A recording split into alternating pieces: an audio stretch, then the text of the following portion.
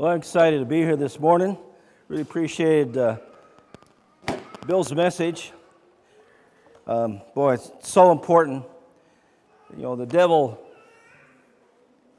it's interesting. I'll put it this way. The Restoration movement, fought denominationalism. But a long time ago, the devil used the denominationalists to keep the churches, the Restoration churches at bay, and he climbed on the steed of humanism and come riding at the church from the backside and is basically in the process of decapitating the church's head. And through all those things that Bill mentioned, and it ties in very much with my message today. My message has to do with old earthism, ties in with evolutionism, and all those sort of things. Turn your Bibles to Romans chapter 1.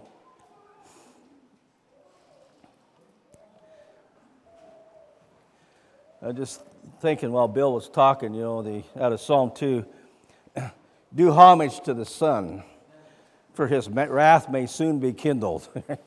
So, Romans chapter 1, verse 18, the wrath of God. Romans 1:18 is revealed from heaven against all ungodliness and unrighteousness of men who suppress the truth and unrighteousness, because that which is known about God is evident within them, for God made it evident to them. For since the creation of the world, his invisible attributes, his eternal power and divine nature have been clearly seen, being understood through what has been made, so that they're without excuse. Even though they knew God, they did not honor him as God or give thanks, but they became futile in their speculations, and their foolish heart was darkened. Professing to be wise, they became fools and exchanged the glory of the incorruptible God for an image in the form of corruptible man, of birds and four-footed animals and crawling creatures. The record of the human race is it goes to the bottom as fast as it can possibly get there. That's pretty much the record. And there have been spurts where things have popped up for a while, and the formation of the American Republic was one of those, which resulted in the ability of God to bring the church back into existence. Walter Scott, when he looked back on the day in 1827 when he preached Acts 2:38, he said that day the gospel had restored to it publicly and practically that which ought not to have been lost. They understood it was lost. And it was the formation of the Blessed Republic that made that possible. Alexander Campbell, talking about it later, said that there's no doubt in his mind that were it not for the circumstances of living in this Blessed Republic, and he and his acquaintances and fellow workers would not only face the calumnies, that's how they used to talk, but had long since been executed. So they understood that the freedom was in America is what made it possible for the church to come back into existence. Now, the devil, of course, is attacking humanism, communism, evolutionism, all have a common source, a lot of common tie-ins.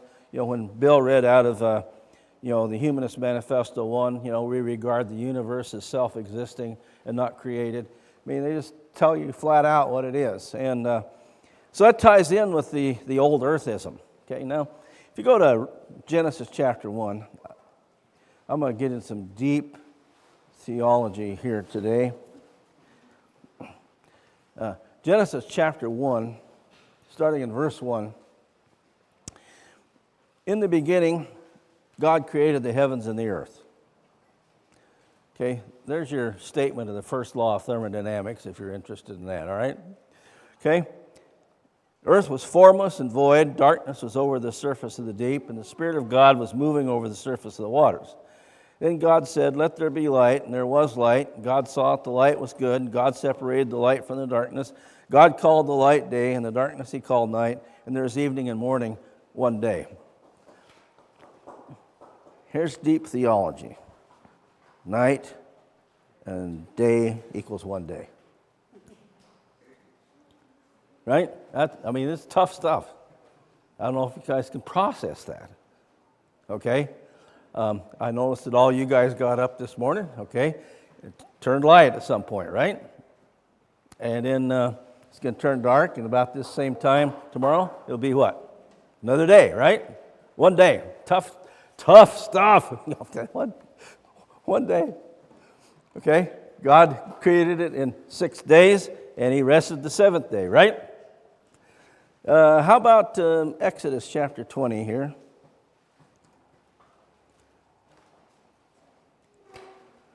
Given the Ten Commandments and the good Old Testament Sabbath day, right? Exodus chapter 20, verse 8. Remember the Sabbath day to keep it holy. 6 days you shall labor, do all your work. But the seventh day is the Sabbath of the Lord your God. In it you shall not do any work, you or your son, your daughter, your male or female servant, your cattle, your sojourner who stays with you. For in 6 days the Lord made the heavens and the earth, the sea and all that's in them, and rest the seventh day. Therefore the Lord blessed the Sabbath day and made it holy. Now, this is really complicated. 6 days God created the heavens and earth, rested the seventh day. Therefore God blessed the Sabbath day, right? Now I know some people like to make that day a long time, okay, where no work's getting done. But that's not the thrust of the scripture here. A day is exactly what we think a day would be. You know, in the video is Genesis history, one of the things they bring a Hebrew expert in there, and he says, the question comes up, well, what's a day of Genesis? Well, he says it's Yom, like Y-O-M, like Yom Kippur, that's Day of Atonement. Yom, 1 day. It's 1 day. And they make a good point. You take the Epic of Gilgamesh, which was pulled out of the rubble of Ashurbanipal's library in Nineveh. The Epic of Gilgamesh is just that, epic. It's a poetic statement, okay? Genesis is narrative. See, these are narratives. There's no fancy, you get into some of the prophetic sayings or, Song of Solomon stuff. That's more poetic. Poetic is different than narrative. And usually, versions like the New American Standard or the New King James, they'll let you know when it's narrative or poetic, because even the type style will change. In other words, narrative, you got nice margins, okay? And then when it goes poetic, then you get the nice jaggedy edge lines, okay? It goes from narrative to poetic, all right? So it's narrative. So in narrative, a day means a day. Let's go to Mark chapter 10.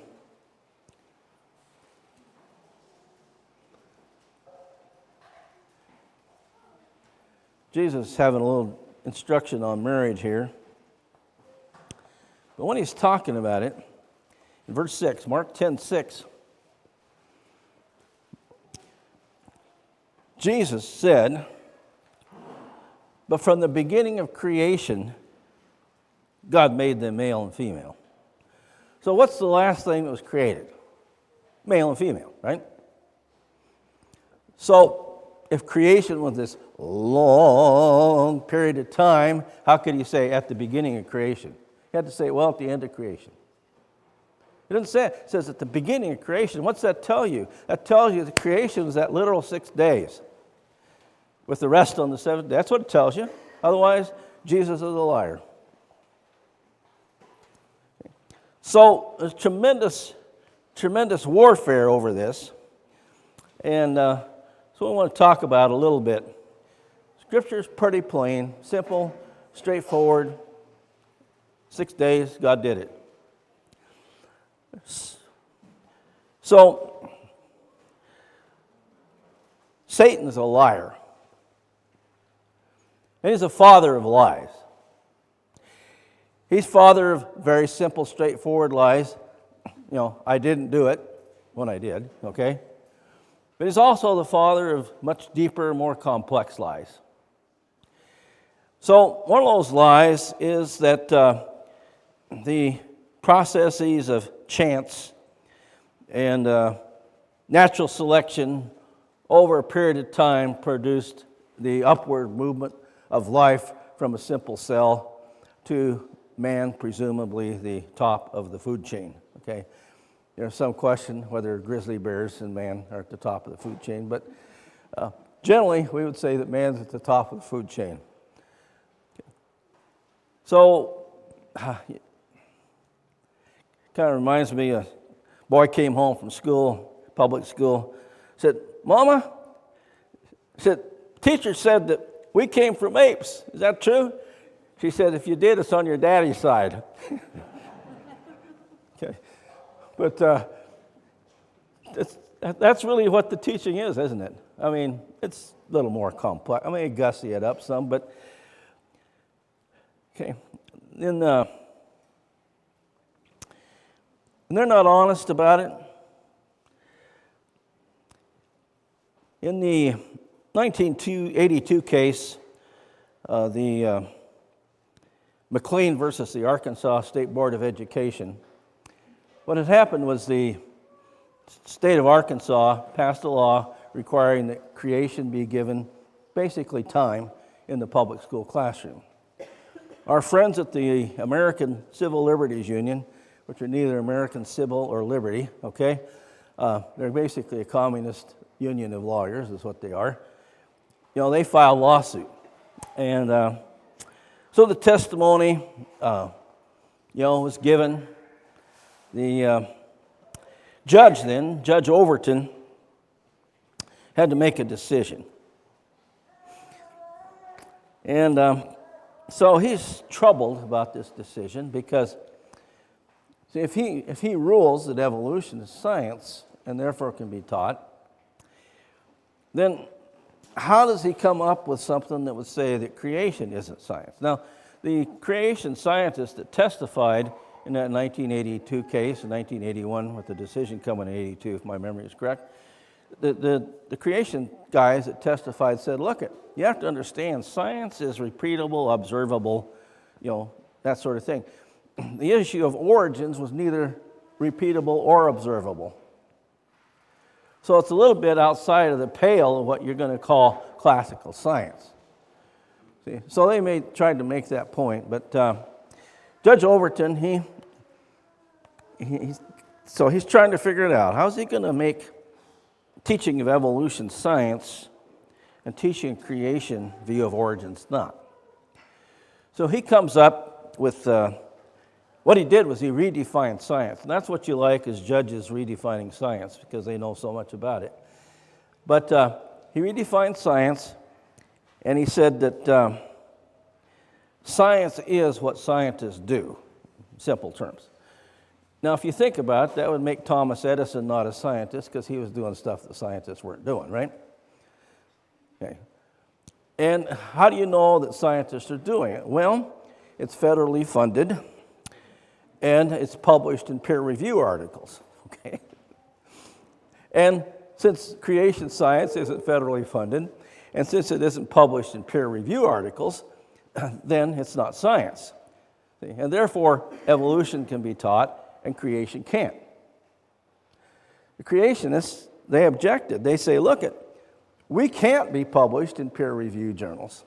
They won't publish us.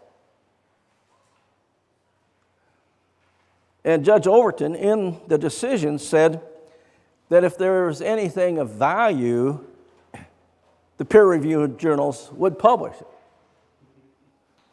But, in the 2012 video presentation by Ben Stein, he documents pretty well. If they publish some even intelligent design stuff, we're out, right? So the whole basis on which he made his decision was false, but that didn't matter because the goal was to get the decision. Now, here's the thing. The public school system is a part of the government. So when that decision applied to the public school system, it applies to the government across the board.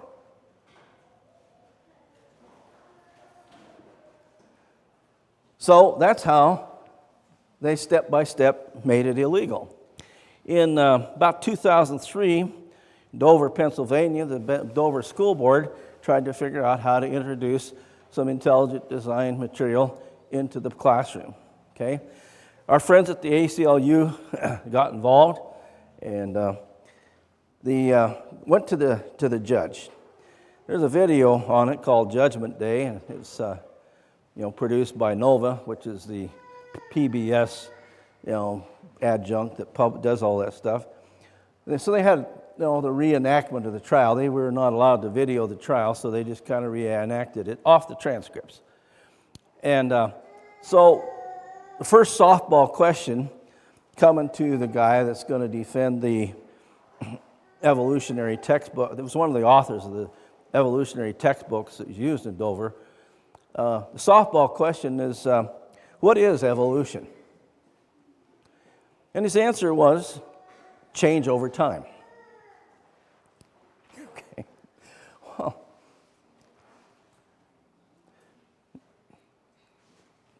change over time, that's not a definition of evolution. I think all of us would agree that there's change over time. Adaptation, all those things. He knew that was a lie. Well, let me put it this way. It was disingenuous. Or perhaps he prevaricated a bit, all right? He lied to the judge. Okay, now that's obviously deliberate. This question was set up ahead of time. The answer was set up ahead of time.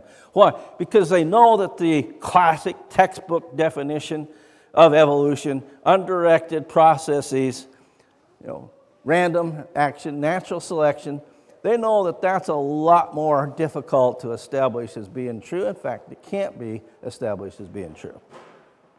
They know that. So they know they're lying from the beginning.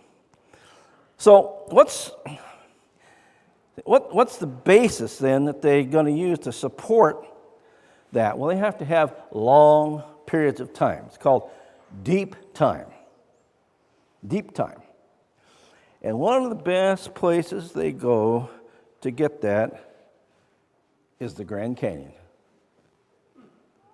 One of the reasons a couple of years ago I took a raft trip down the Grand Canyon, paid the price for a while. I was 75 when I did it.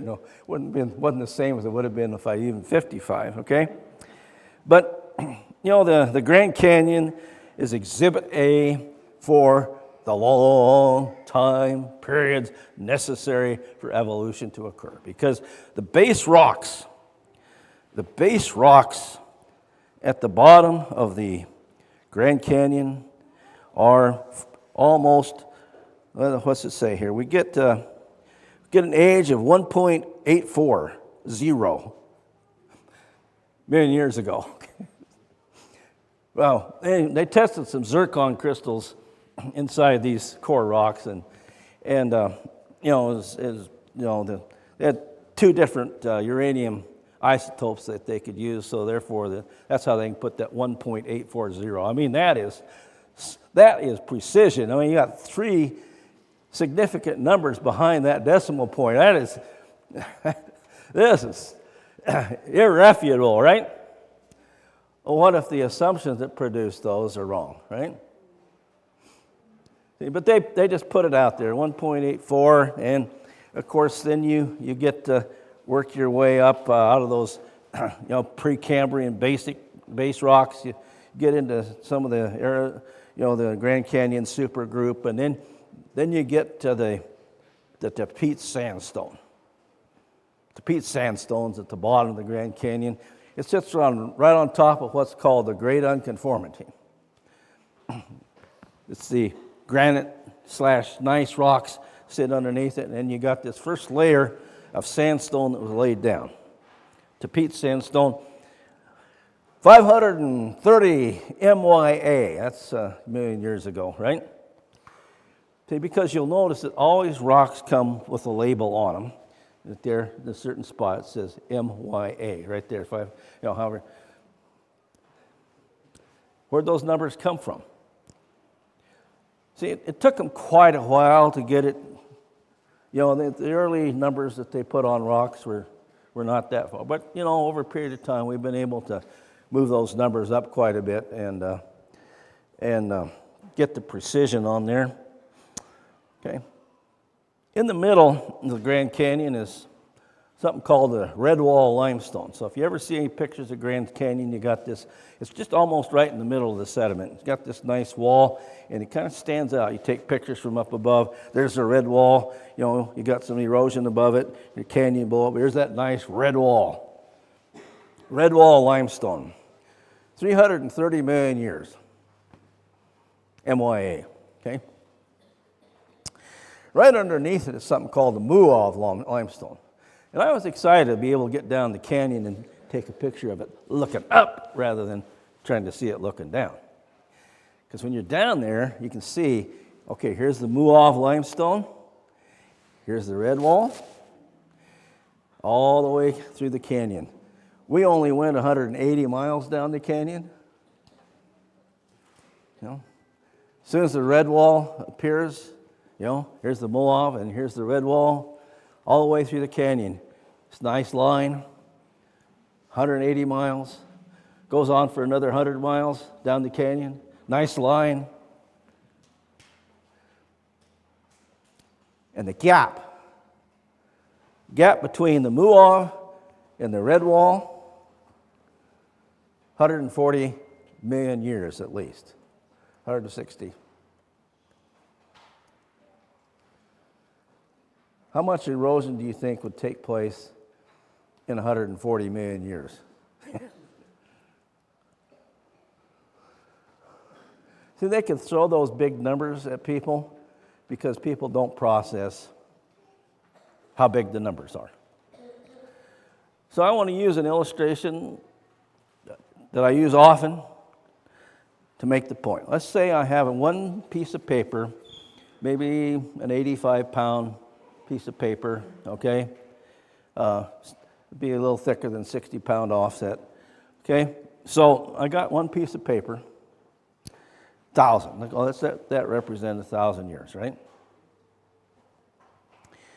Now, according to the Bible, the earth is about 7,000 years old. If you have been doing some work, if you go to Bible.ca, that's a guy named Don Patton's website, he's got a, chronology, biblical chronology thing on there with the genealogical records and stuff like that based on the LXX, okay? And there's some evidence that the Jews in about 160 AD tampered a little bit with the Masoretic text, and so that the LXX is accurate. And so you can check out that, but it'll take you back to, say, around 5500 BC for the creation. And it'll put the flood in there, say, around figures 3200 BC. And, everything fits. Okay. But that's what we're looking at. So that'd be, let's just do it that way. That'd be 7 pieces of paper. Okay, 7 pieces of paper. Now, 1,000,000 years is 1,000 pieces of paper. And so if it's the right thickness, that'd be 1 foot high.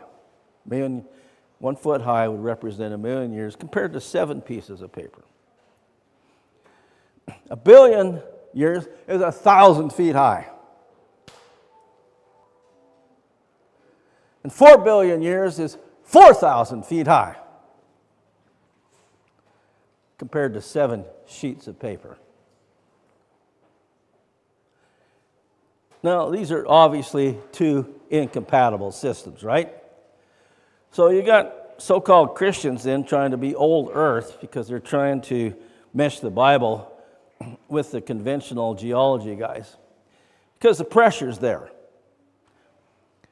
Okay, so what kind of people believe that the earth is, say, 7,000 years old? What kind of people believe that there was a big flood in Noah's day?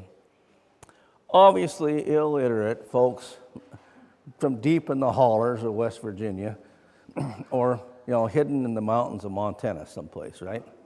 Next door to the Unabomber, right? That's the picture they give you because they always position themselves, as we know. We are the enlightened ones, okay? We're the ones that got PhD behind our name. Okay? So they always position themselves as being the ones that know. Of course, they're federally funded, right? Published in peer-reviewed journals, right? So the so-called intellectual element that would be looking maybe at Christianity doesn't want to be regarded as somewhere in the Dark Ages, and so they're going to tend to be old earth creationists. Okay? Now, I just point out that's impossibility, but again, a lot of people try to hold impossible positions. So, 7 pieces of paper compared to 4,000 feet.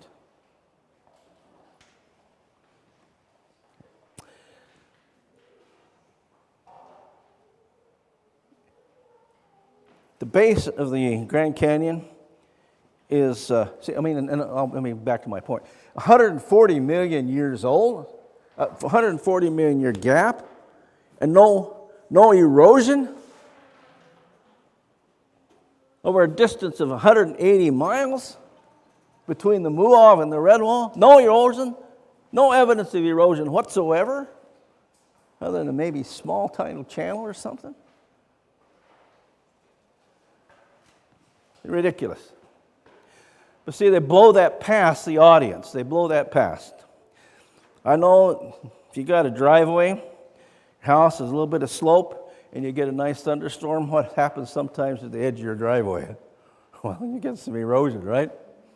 What if you get, say, a flood that we just had like we in Kentucky here recently, right? Any erosion? How many of you guys live along the Ohio River someplace here? Yeah. Okay. Does the Ohio River ever do some damage? Yeah, quite a bit, right? Okay. In 140 million years, they just blow it past you, okay? Just blow it past the audience. The canyon then has a little display called the Trail of Time. And so you can start at the bottom of that, and every meter step represents 1,000,000 years as you work your way up through time to the top with the Kaibab limestone and about, say, 250 million years ago. They do that stuff all the time, programming, to make people think that the earth is old. It's always old. You know,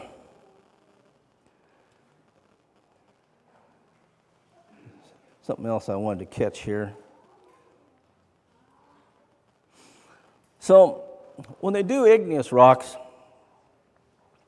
try to date them by what are called radiometric methods. In other words, use uranium decay to lead, potassium, argon, strontium, rubidium, different things. The idea is that you have these radioactive atoms that they tend to decay into what are called daughter components, give off a little radiation in the process. And so the idea is that by looking at the daughter compounds that are left, then you can determine how long that half-life has been operating. So in other words, if I start off with, say, 100 grams of uranium 4 billion years ago, by now we would have lost half of that uranium. It would have gone from 100 grams down to 50. That's what called half-life is. Now, uranium has that really long half-life, and of course it's dependent on the fact that everything has stayed the same over that 4 billion years of the sample. Nothing changed. It's got to be constant, okay? So what's the odds that everything stayed constant over that 4 billion years? It's an assumption, right? But those are the types of things that they use. Radiometric, anybody that's objective about it, notice that the radiometric dating is, in the technical language, insecure. They don't dare do double-blind tests with several different types of radiometric decay methods on any sample because they're going to get wildly different answers. I think you'd be excited to know when Mount St. Helens blew up, that was the Lord's Day. I think it was May 18th or thereabouts, 1980. And I was on the road, and as I was on my way home that evening in May, the sun's still up pretty late, and I could see the dust cloud coming in from the west, all right? And you'd be happy to know that the igneous rocks from that explosion date at 300,000 years ago. So I want you to know I've lived a long time, guys. I mean, Methuselah got nothing on me because I was there when in existence when Mount St. Helens. I was actually in Longview, Washington when it blew up the second time. I was actually jogging in Sacagawea Park. I was looking right down the river, right up the river, at Mount St. Helens. Blew the second time. 16,000 feet in the air the second time. It was pretty interesting to watch that. And it's insecure. Basically, you take your radiometric dating sample that you have down to the lab, and they're going to say, sir or ma'am,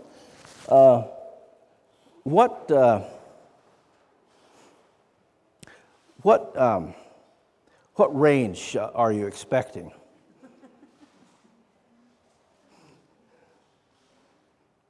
That's how it works.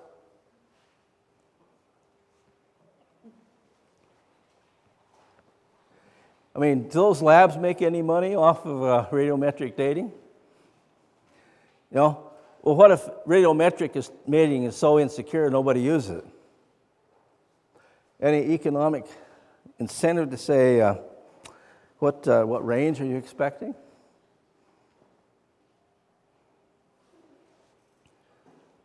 All honest and above board. The human race is very honest.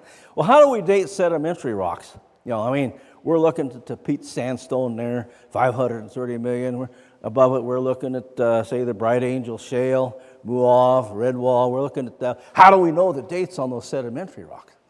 Well, fossils. What kind of fossils do they have? See, they're laid in here, and, now, all the rocks in the Grand Canyon, all, say, 5,000 feet of sedimentary rock, all the rocks are marine fossils, marine animal fossils. Well, there are some places where there's lizard tracks, which is interesting. But marine fossils. Oh. See, really what's happening in the flood, you had these massive tsunami waves coming in. You had massive continental drift, subduction, everything going on. And so you had this wave come in, just scour the surface, dump a whole bunch of sediment. Be what's called a mega sequence. Mega sequence, basically you have sandstone at the bottom, you got shale in the middle, and you got limestone at the top. And then the next wave comes in, scours some of that off. The next wave comes in, drops your next load of sandstone, shale, and limestone. 5 of those mega sequences during the flood. There's places in the earth where the sediment is 35,000 feet deep. 35,000. In the southwest Montana, not southwest United States, I'll put it that way, the Grand Canyon sediments are 5,000 feet. The Grand Staircase going up into Utah, Colorado, another 10,000 feet of sediment right there. Okay. Some of you have been to some of those places. Tremendous amount of sediment came in. It came in a hurry. The Tapete sandstone is found in Montana. I have some Tapete sandstone on my back step that Katie gathered, except it was called Flathead sandstone in Montana. Same sandstone. If you were in the Flaming Gorge reservoir area of Utah, Wyoming, and you picked up some of that sandstone, it was Lodore sandstone. If you're in Michigan, along the shores of Lake Superior, for example, it'd be Painted Rocks. Same sandstone. It's a little ways away from Arizona, wouldn't you say? Every one of those layers, all over a whole chunk of the United States, Canada, and Greenland. Hundreds of thousands of square miles of hundreds of feet or thousands of feet of the same sediment. Well, these are small localized floods, you understand. See, just lies. Somebody asked me one time, says, well, how come all these scientists believe? I said, well, they just lie a lot. They lie a lot. One of the things, see, Satan is a liar. He's the father of lies, little ones and big ones, right? So this stuff is pushed all the time, a lot of different ways. I've got here a little display. It says 20 fossil hotspots that reveal secrets of ancient ecosystems, all right? So first one is the Dinosaur National Monument, United States, okay? Dinosaur National Monument technically is in Colorado, but you almost have to get into it on the Utah side, okay? Near Vernal, Utah. And at some spot here, the Morrison Formation has been kind of lifted up into a wall. It's got all these dinosaur fossils in it, and so, you can actually see them, in the process of digging some of those dinosaur bones out of that Morrison Formation, right? And it says over 1,500 dinosaur fossils are preserved in this monumental site, which spans Colorado and Utah. These fossils, trapped in rock layers for millions of years, offer a glimpse of the world dominated by massive sauropods and theropods, right? Well, the Morrison Formation, see, it only covers, Arizona, part of New Mexico, Colorado, Utah, Wyoming, and Montana, and up into Saskatchewan, right? Small, right? Small. What about the next one here? Oh, the Burgess Shale in Canada. Famed for its incredible preservation of soft-bodied organisms, the Burgess Shale provides one of the most detailed snapshots of Cambrian life. This site, located in the Canadian Rockies, reveals a diverse range of creatures from over 500 million years ago. Okay, so the idea is that this base rock here is called Precambrian, okay? And then about 530, maybe 550 million years ago, you had something called the Cambrian explosion. Okay. Evolution is a very slow, gradual process, right? It has to be because of all the, trial and error things that have to take place for it to move from one level organism up to another. But somehow we had the Cambrian explosion, right? We had basically some single-celled stuff, and then boom, we have this complex marine animal life. Instantly, right? I have a Time magazine article on one of the headings is Evolution at Supersonic Speed. Okay, evolution at supersonic speed. One of the late Harvard paleontologists, name escapes me right at the moment, he came up with something called punctuated equilibrium to try to explain that. In other words, everything's equilibrium, then boom, we get this rapid chain, and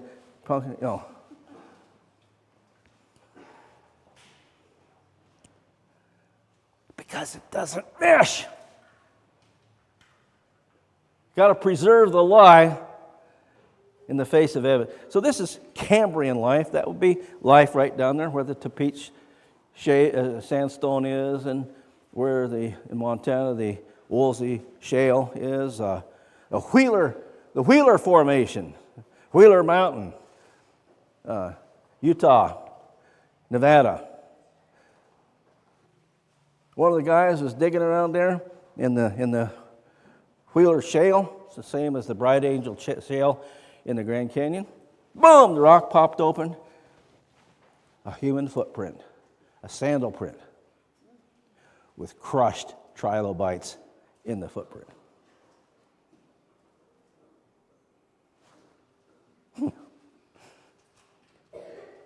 What are we going to do with that one, right? Okay. That's the Cambrian stuff, all right? How about this next one? Oh, the Isle of Skye in Scotland. Jurassic dinosaur. Okay, so we're looking at maybe 180 million. We'll just Jurassic dinosaur footprints preserve the islands in the island's rugged cliffs, gives invaluable insights into the movements of ancient creatures. And the Isle of Skye shows traces of theropods and sauropods, giving paleontologists clues about how these dinosaurs behaved. Yeah, I bet they behaved really well. Actually, you know what their movements were at the time? They were either running or they were in a death position. That's what they're in. You look at any of these, what would be called articulated skeletons, they are fighting for life. And many of them, they're a whole dinosaur. A lot of them are not together. They've been disturbed by massive water, okay? Isle of Skye. That's in Scotland, right? There's another family camp that's just be wrapping up here shortly, about 2 hours later than this one. It's called the Badlands Family Camp in Montana. Okay. And just to give you guys an example, if you live in western Montana, say at Missoula, and you're going to drive to the Badlands Family Camp, in eastern Montana, you're going to drive 600 miles to get there, inside the state. So I don't want to hear any complaining from you eastern guys, all right? But if you're there on the campsite, and you look at the hills right around you, you'll see about 4 or 5 inches of clay through there. And, not clay, coal. And that coal has a higher percentage of iridium than other coals does. So and it marks the division between the Hell Creek Formation and the Fort Union Formation, right? Now, the only difference between the Hell Creek Formation and the Fort Union Formation, when you're looking at them, is the Hell Creek Formation's got dinosaur fossils in it, and the Fort Union Formation doesn't. So on that ranch, the Hell Creek Formation, they actually take out dinosaur fossils. Okay? Right there. Now, the Hell Creek Formation has different names, but essentially spans Saskatchewan, Alberta, North Dakota, South Dakota, Montana, Wyoming, and Colorado. It's just a small, and everywhere it is, there's dinosaur fossils. Okay. One of the Hell Creek Formation in Montana found I'm going to go back to the year 2005. Year 2005, the Museum of the Rockies adjunct in Bozeman, Montana, a paleontologist, geologist lady by the name of Dr. Mary Schweitzer. You know, there's a couple of Schweitzer guys in the church there in Bozeman. It's their aunt, okay? So she was doing work on a T-Rex femur. And she discovered blood vessels and hemoglobin. A T-Rex fossil, say, dated at 80 million years old, right? Out of the Hell Creek Formation. And she did her work. I mean, she went back. I mean, they're actually, it wasn't contamination, right? It was the first soft tissue dinosaur stuff found. So, hemoglobin, we'll just pick it, is a protein, okay? Now, proteins don't last very long under normal conditions, okay? You take a little bit of your hemoglobin, you know, that is you cut yourself and the blood lands on on the cement walk up here. How long do you think it's going to be before the elements just tear that apart? The oxygen in the atmosphere, the sun. Okay. You know, one of the things that really tears organic stuff apart is changes in heating and cooling. So you take a place called Jordan, Montana, where the temperature can easily drop to 45 or 50 below in the winter and go to 110 to 115 in the summer. Might be a little hard on soft tissue dinosaur fossil stuff, right? Okay, but they found it. And they used to display that femur prominently at the Museum of the Rockies. Slowly took it away. Why would they do that? Because people start looking at that and say, you know, I don't think soft tissue dinosaur fossil is going to last 80 million years old. But now they're starting to find soft tissue stuff all over the place. They took a brown horn off of Triceratops, also out of the Hell Creek Formation in near Jordan, Montana, and they actually found stretchy material inside the brown horn. And it wasn't that deep below the surface. See, the amazing thing is it even lasts, say, 5,000 years, much less 80 million years. But see, now they're just starting to find soft tissue stuff all over, and hey, that stuff lasts 190, 200 million years. You're just supposed to accept that. Not supposed to challenge that. See, they're just lying. Just lying. There's a lot of different ways you could expose the fact that the earth is not that old. The geology will tell you. The soft tissue stuff will tell you. So many other things will tell you that it is not that old. Young.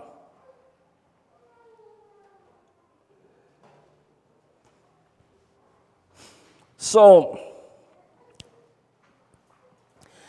what was the year? 1957. October 4th, 1957, in honor of my 10th birthday, the Soviets launched Sputnik. Okay? I'm sure they had my 10th birthday celebration in view when they launched it, right? And there's a lot of evidence that the United States gave them the information that they needed to do that, or they stole it, one or the other. But now the United States is behind in the space race, right? Really behind in space. So we've got to do something for science education. Federal government's got to get involved in science education, right? So up to this point, see, the textbooks in America, they might have had a little chapter. I remember my Allen and Bacon biology text from, that's Alyn, and Bacon from 1962. I don't know why I remember stuff like that. But it had a chapter in the back on evolution, all right? Everything, no. But see, about 1960, 1959, I think was the year, the federal government spent $1 billion of those dollars to produce a complete biology series. It's called Man, A Course of Study, in which they integrated evolutionary principles all the way through. The result was that commercial texts started following suit, right? And so now, see, you've seen this sea change. Of course, you had a couple court decisions along the way, Brown versus the Board of Education, various court cases just excluding God from the public school sector. So that, see, because look, education is not neutral. Education is not neutral. I mean, it's either theistic or atheistic. It's there's no spot in the middle there. So if it's no longer theistic, what is it? Atheistic. That's why the government should never be involved in education, period. Because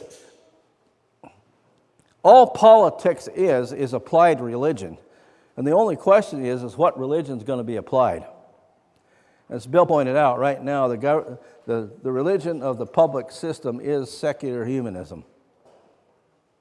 Across the board, easy to document. So they've skirted the real provision of the founders in a very sneaky, subtle, lying way, is what they've done. So, And then step by step, see, the government funds. Okay, who do you think funds almost all the research at universities? Ask Harvard. Okay. Okay. Now look at whoever is paying the piper is calling the tune. So when they're putting that money out, they're letting you know what kind of results we want. And if you have to fudge the results a little bit, fudge them. When scientific results have to be politically correct, it's the death of science. It's the absolute death of science. So you're witnessing the death of science. You really are. So evolution would collapse if it were not for the funding of the federal government. Can't be sustained. There's too much against it. Why would the federal government be interested in financing evolution and an old belief in an older system? Well, let's see. The foundation of freedom in the United States of America, we hold these truths to be self-evident, that all men are created equal, are granted by their Creator certain inalienable rights, rights of life, liberty, pursuit of happiness, and to ensure these rights, governments have been instituted among men, deriving their just powers from the consent of the governed, right? I have in my files, recently ran across it. I wasn't sure, when you move, things sometimes just disappear and you have no idea where they went. Well, I found it. It's my English version of the 1977 Constitution of the old Soviet Union. And it just flat says in there, your rights as a Soviet citizen come from this Constitution or from Soviet law. Now, how many rights did they have in the Soviet Union as a result of that Soviet Constitution and Soviet law? None, okay? Now, the Founding Fathers of America had it figured out. They put it this way: Congress shall make no law, okay? Because as soon as Congress starts making law, what happens to freedom? See, in other words, the principle of freedom is based on the idea that rights come from God, rights come from the Creator, and the government's job is to make sure those rights stay in existence. What if there's no Creator? What if the idea of a Creator is fiction?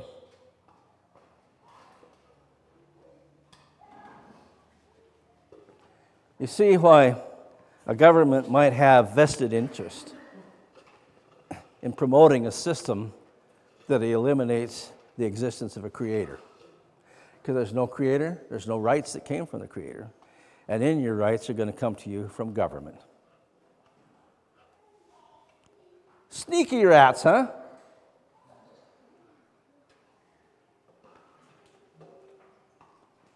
At a foundational level.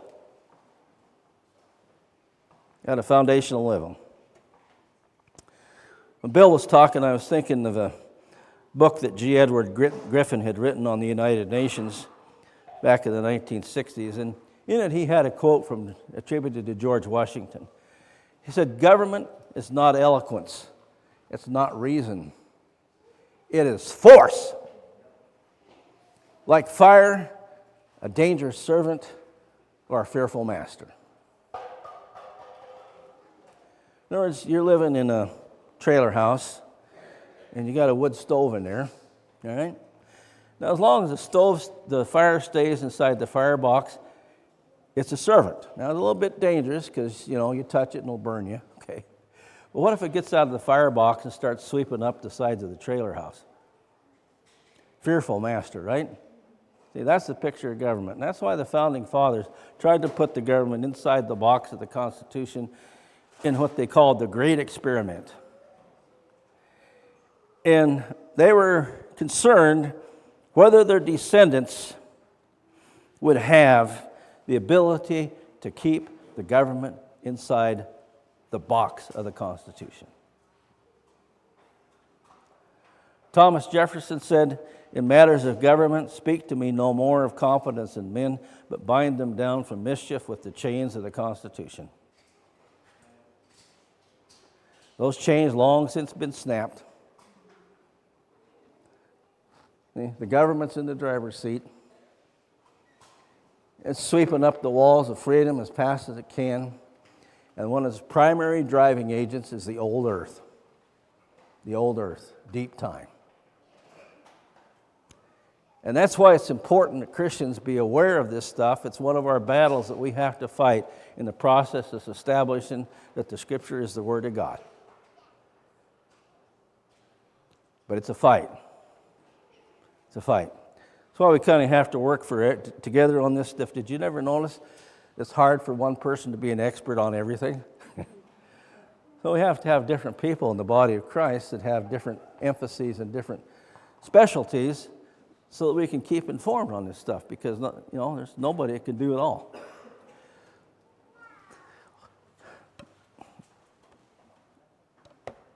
In the beginning was the Word. And the Word was with God. The Word was God. All things came into being through Him, and apart from Him, nothing's come into being. In Him is life. Life is the light of men. The light shines in the darkness.